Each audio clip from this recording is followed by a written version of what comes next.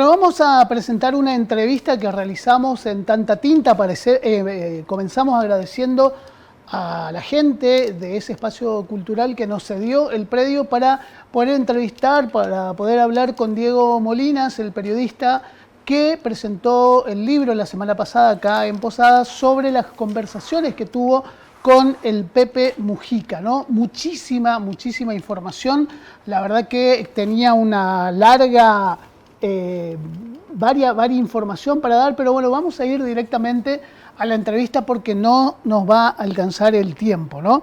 ¿Qué pasó en el encuentro? ¿Cómo se dio? ¿Y qué definiciones volvió a dejar el expresidente uruguayo Pepe Mujica? Vamos a la nota y nosotros ya nos volvemos a encontrar después el próximo lunes.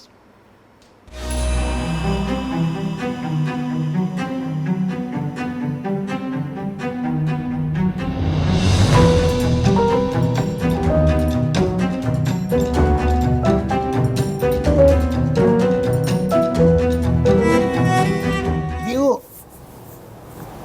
¿quién era Pepe Mujica? Bueno, después del libro hay otra percepción de eso, ¿no? Durante un tiempo largo para nosotros Pepe Mujica fue una referencia bastante lejana en términos de la posibilidad de conocerlo, ¿no? Lejana también, no lo digo como una distancia por la negativa, sino por la positiva, una aspiración. Un modelo de cómo hacer política, de cómo transitar lo humano, de cómo pensar la relación con uno mismo y con el otro.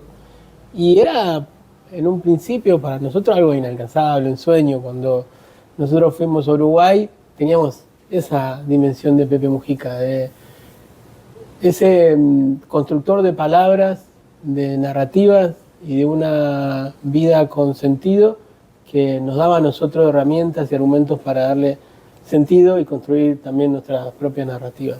Después del libro hay otras percepciones de ese mismo Pepe Mujica. Cuando hablas de nosotros, ¿a quiénes te referís? Bueno, el viaje lo hicimos Sebastián, que en este momento está ayudándonos con la filmación, que es el autor del prólogo del libro, y yo. Nos invitan a entrevistarlo a Pepe. Nosotros habíamos pedido desde hace un tiempo ese espacio, pero no pensamos que se iba a dar telefónicamente o que por ahí le íbamos a poder mandar las preguntas y nos las iban a responder por correo. Y bueno, un día nos dicen: Pepe los espera en la chacra el lunes a las 6 de la tarde.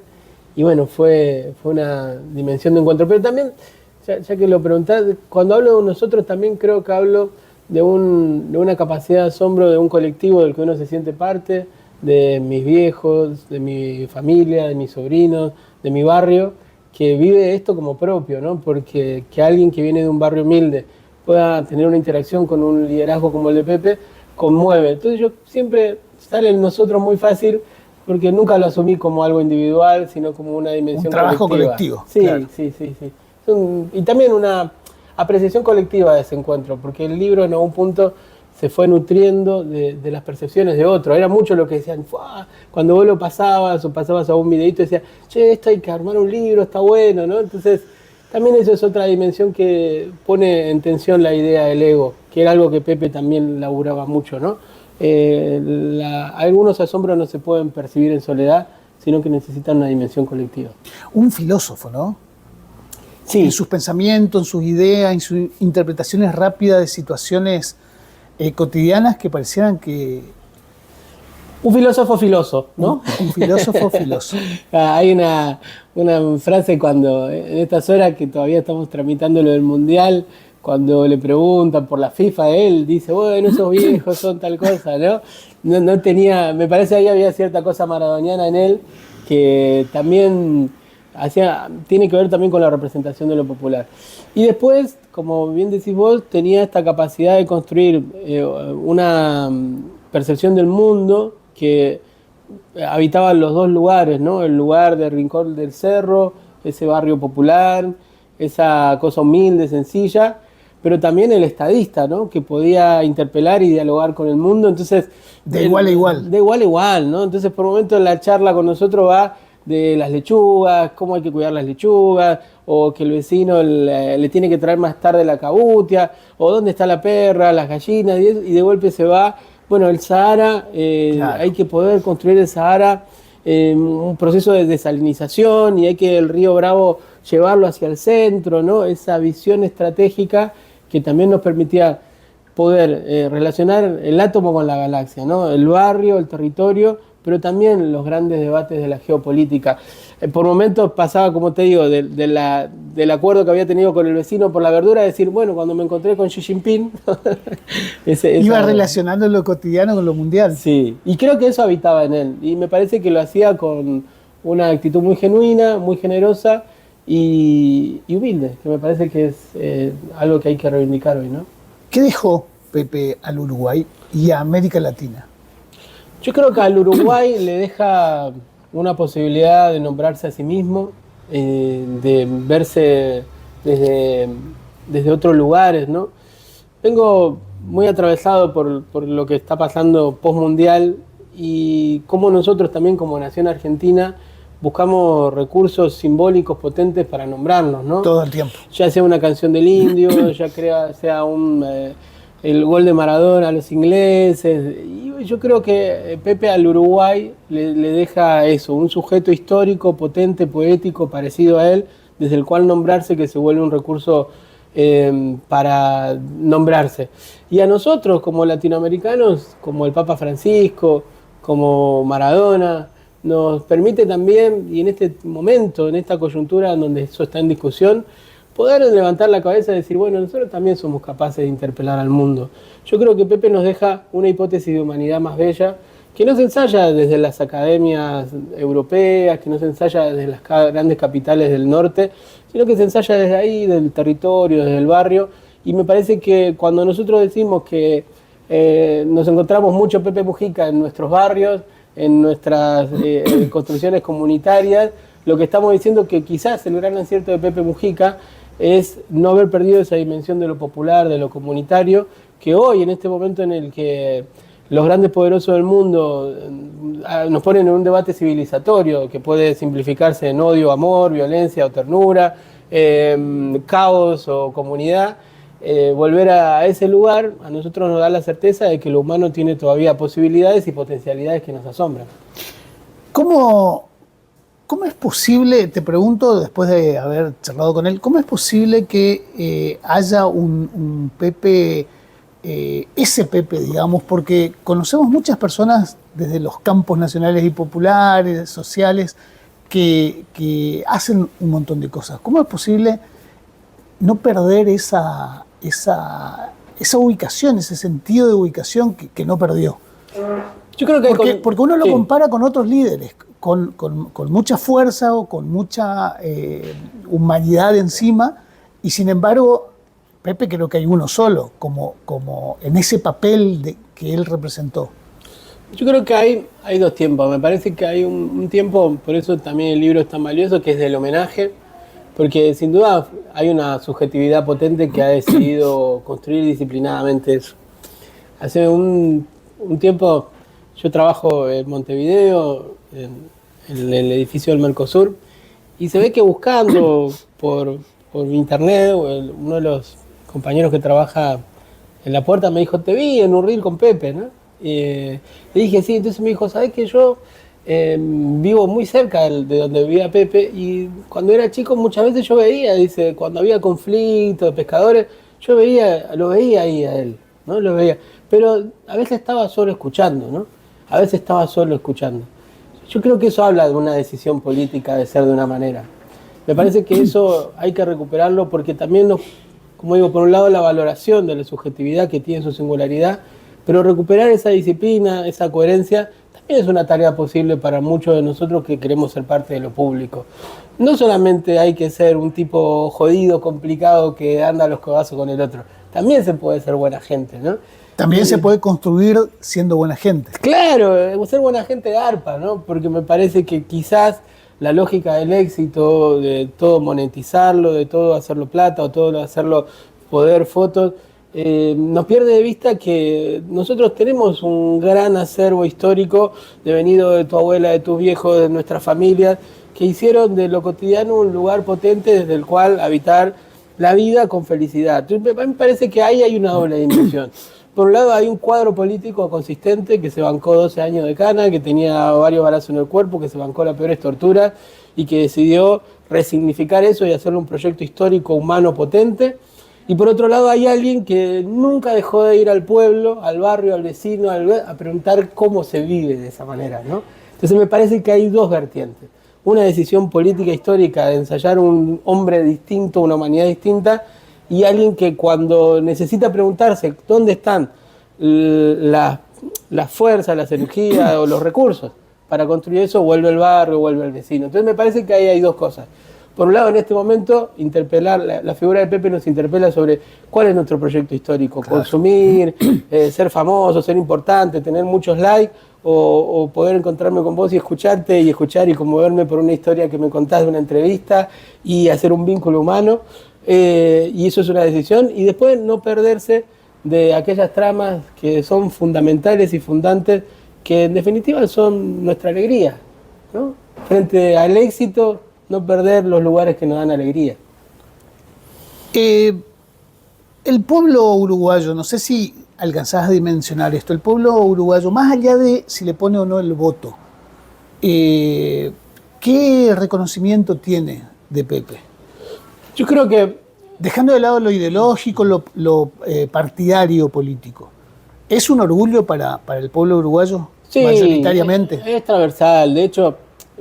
es transversal. Sí, es transversal. De hecho, también porque me parece que tiene mucho que ver con el proceso uruguayo. Hay algunos que van y dicen, bueno, Argentina tiene que ser Uruguay. Bueno, Mariátegui, un pensador latinoamericano, peruano, decía, ni calco ni copia, creación heroica, ¿no? Yo creo que cada pueblo tiene esa tarea de hacer su creación heroica de su proceso histórico. El Uruguay ha hecho su propio proceso histórico a partir de saldar su historia, sus conflictos de otro lugar. Pepe Mujica deja el Senado con Julio María Sanguinetti, que había sido el presidente del Partido Colorado, y hubo muchas instancias de diálogo. O sea, hay un proceso de cierre de algunas heridas históricas que ellos lo hicieron distinto al nuestro. Nosotros hemos jugado a nuestro militar y estamos orgullosos de eso, y ellos han logrado tener un consenso distinto en lo nacional. Y están orgullosos de eso. Y están orgullosos de eso, y me parece que hay que... Funcionan los dos. Claro, y no bajarle el precio a nada de lo que se ensaya, como digo, en esta lógica de creación heroica. Eso genera que haya una transversalidad en Pepe. Después me parece que, así como lo hizo Citarrosa, como lo hicieron el mismo Artigas, ¿no? En un país como Uruguay, que es un país pequeño, que ha ensayado nombrarse a sí mismo, Pepe le dio la posibilidad de tener un sentido de pertenencia a la manera de hablar, a la manera de ser, y que eso sea valorado por el mundo, creo que empoderó a un sujeto social uruguayo, que también desde ahí tiene un recurso desde el cual seguir dando nuevas discusiones, nuevas cosas. Pero también me parece que lo que dio fue y creo que eso es más universal, pero me parece que quien lo percibió más cerca es el pueblo humilde uruguayo, con los diferentes planes que él fue construyendo y el modo, que la política también puede ser un lugar de ternura, ¿no? Claro. Me parece que es eso lo que él le devolvió al pueblo uruguayo, ¿no? Un político que era tierno, que era imperfecto, ¿no? Pero que era tierno, que te daba un abrazo, que te charlaba, ¿no? Y me parece que eso, si bien, como digo, tiene un poco de impacto fuerte en el pueblo uruguayo, es lo que también un poco nos conmueve a todos nosotros de Pepe, ¿no? Un tipo que hacía política, pero no dejaba de ser tierno, buena gente.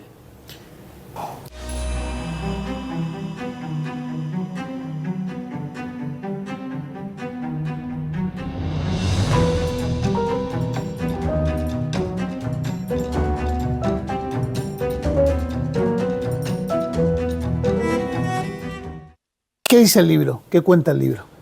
El libro es el diálogo entre dos pibes de barrio y un expresidente, un estadista. Transita diferentes momentos. Él, por momentos, habla mucho él. Por momentos nosotros tomamos la palabra y preguntamos, y también narramos lo que nos va pasando con estar con él. Pero yo creo que tiene el libro la potencia, y lo hemos producido como una herramienta didáctica. Lo hemos trabajado con pibes y pibas en contexto de encierro para ver cómo sonaba el libro, y es interesante cómo hay frases que impactan mucho y que generan discusión, debate, charla, pregunta. Yo creo que el libro tiene la capacidad de no perder la magia de la palabra asociada a los sentidos, a las sensaciones, y lo que tiene es el empoderamiento de un sujeto histórico, social y político muchas veces dejado de lado, que es el de nuestro pueblo latinoamericano, que cuando lo dejan hablar, cuando habla dice cosas potentes. En un momento caía la tarde, como ahora, Pepe me toma de brazo y dice, mirá, había millones de posibilidades de que naciera otro, pero naciste vos. Ese es el milagro de la vida. Por eso la vida hay que vivirla al tope y con ganas, ¿no?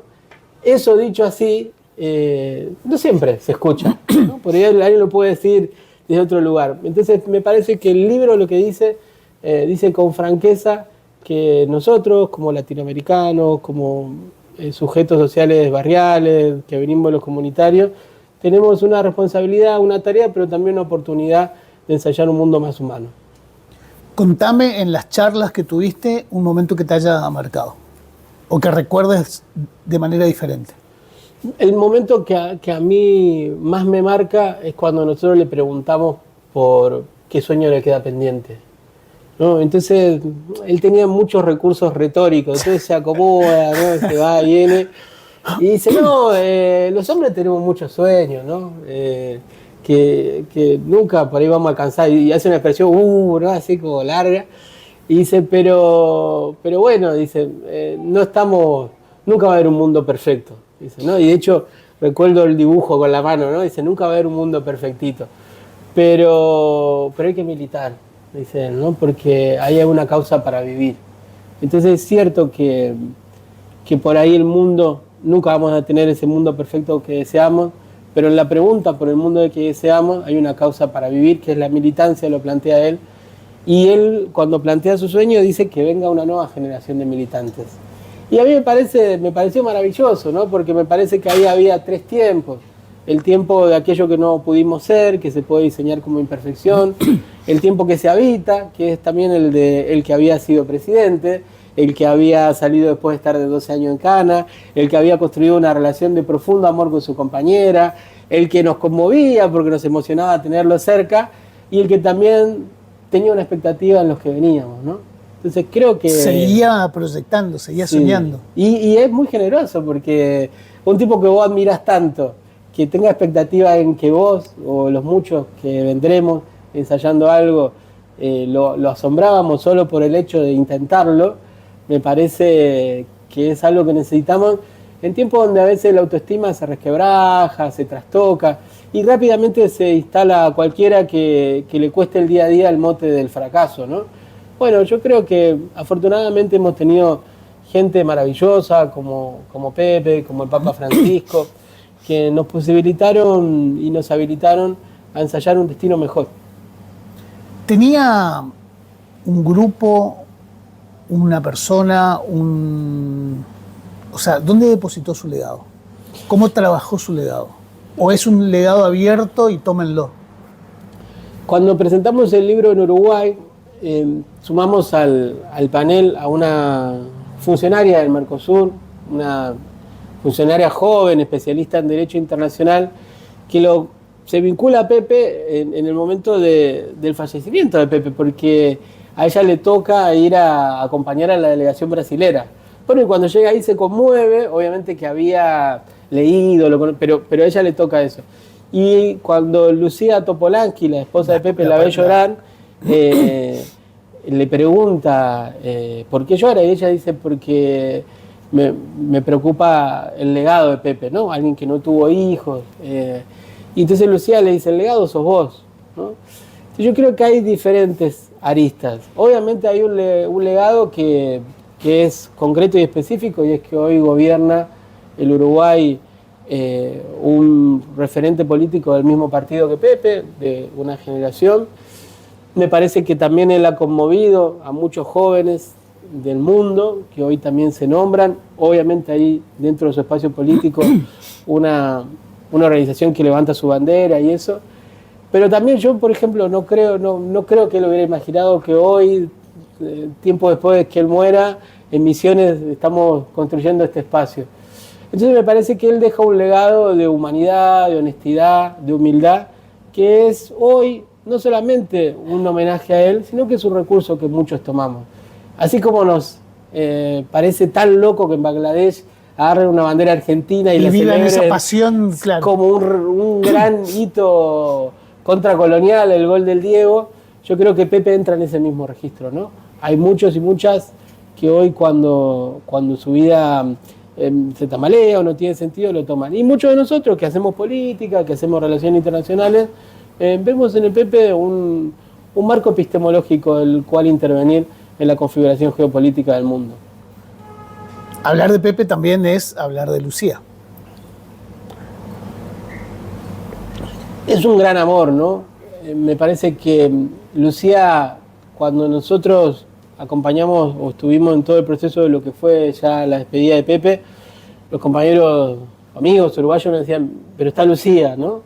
Hay que mirar a Lucía, ¿no? Porque yo creo que Lucía, que fue senadora, que fue vicepresidenta, es parte de esa construcción histórica de época, de una generación, que obviamente no es solo Pepe, sino que Pepe la cristaliza, pero también Lucía es aquella persona brillante de una inteligencia superlativa que ha ido acompañando el proceso histórico, ¿no? Y realmente hoy, si uno lo tiene que mirar en este momento sobre qué referencias nos quedan, que uno dice, bueno, Evo, no sé, Rafael Correa, Lula, y inevitablemente yo creo que hay que mirar a Lucía. Lucía. Me parece que Lucía, no se puede pensar a Lucía como alguien en posiciones asimétricas. Son dimensiones distintas, complementarias, que se tradujeron en un proyecto histórico y que globalmente se miraron en Pepe, pero cuando uno mira hacia el pueblo uruguayo, no hay tanta diferencia, ¿no? Hay un asombro, un respeto, una admiración y una sensación de abrigo en las dos referencias, tanto la de Pepe como la de Lucía. El pueblo, me dejaste pensando, el pueblo uruguayo es, no quiero usar definiciones que terminan molestando, ¿no?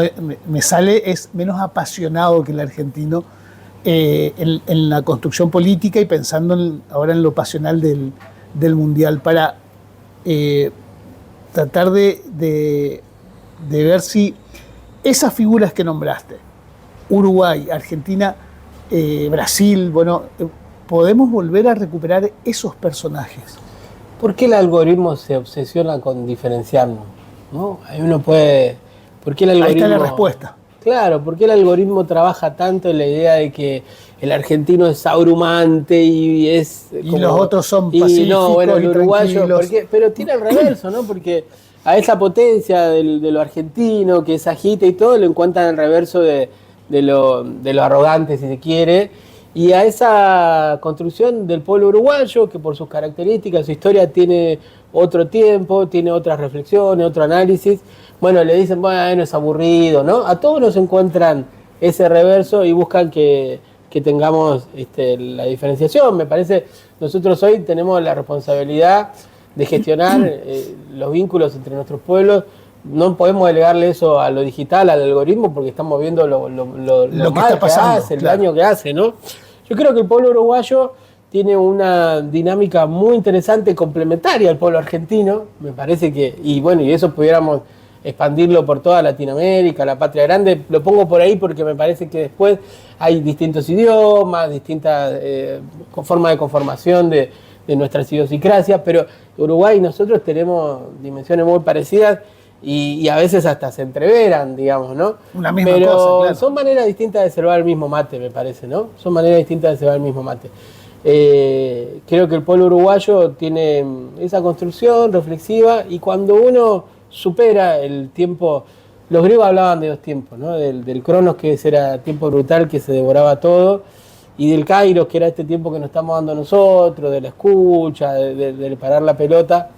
A veces cuando yo me encuentro con los uruguayos, rápidamente surge esta animadversión, y después cuando uno va pasando, algunos te cuentan, bueno, cuando yo era chiquito escuchaba a Horacio Guaraní. Claro, empiezan los cruces. Y el Orejano, ¿no? Y Agarrate Catalina, y La Vela, y Sillere, ¿no? y nos damos cuenta que estamos hechos de una misma cosa. A mí me parece que ahí hay una riqueza del pueblo uruguayo que la expresó Pepe, llegando a los grandes ámbitos del mundo, a los lugares como la ONU, y con su simpleza poniendo en crisis la ostentación del mundo capitalista, la ostentación de esa brutalidad de que se gaste tanta guita en cosas superfluas y banales cuando hay tanta necesidad. Y en ese mismo tiempo histórico aparece el Papa Francisco, Diego, diciendo, bueno, también podemos nosotros ensayar dimensiones de victoria, ¿no? Entonces, entre esta intención de victoria, entre esta búsqueda del pueblo argentino de encontrar reivindicaciones al derecho a Malvinas, reivindicaciones a su proceso histórico, convive y coexiste con un pueblo uruguayo que defiende también su derecho a ser nación, su ensayo histórico, claro, y que ha sabido hacer de su idiosincrasia, de su cultura, de su modo de hacer, de cebar el mate, también un valor universal, ¿no? Y eso lo tradujo Pepe y muchos otros, pero me parece que Pepe ha sido el que lo ha hecho más accesible, más didáctico, más pedagógico. Así que insisto que somos dos maneras distintas de cebar el mismo mate.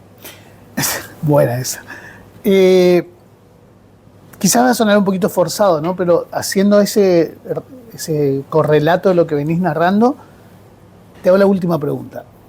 ¿Por qué crees que ahora nos ponen a hablar de racismo? Yo creo que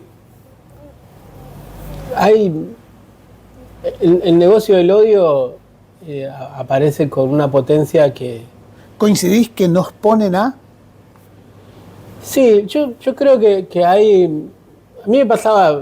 yo me siento en casa, así que voy a relajar. Pero yo hace un rato, o ayer, decía, bueno, tengo que poner algo sobre la Rosalía, ¿viste? Tengo yo también que intervenir. Claro. Entonces nos llevan a ese tiempo en el que...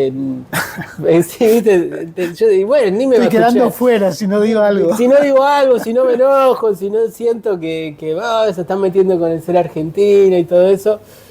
Yo insisto en esta idea de que no podemos delegarle... A veces algunos de nosotros usamos el chat GPT para resolver alguna cosa, para hacer algún zócalo, utilizamos el algoritmo, hoy muchas comunidades, muchos barrios lo usan para la venta, para hacer microeconomía endógena, ¿no? O sea, hoy coexistimos con lo digital. Ahora, lo que los griegos no veían o no vieron, porque no era algo de su tiempo, es que el Cronos se iba a volver muy brutal en la era digital. O sea, hoy el Claro. Cronos es un tiempo brutal, tremendo, en el cual, en estas horas, gente que uno quiere de Europa o de Latinoamérica hablaba cosas muy duras de los argentinos, y cuando vos le escribías no podía relacionarlo a la subjetividad del amigo que él tenía, ¿no? No lo podía relacionar al amigo, que cuando él estaba configurando la idea de que los argentinos son todo esto, era Diego, o era Sebastián, o eras vos. Entonces hay un tiempo descarnado y brutal en que nos ponen no solo a hablar de racismo, sino a hablar de lo peor, de lo peor, de lo peor, perdiendo la configuración del otro como alteridad, del otro como subjetividad, del otro como posibilidad, del otro como oportunidad. Yo creo que igual nosotros tenemos que mirar con atención por qué el algoritmo tomó esta beta para potenciarla, ¿no?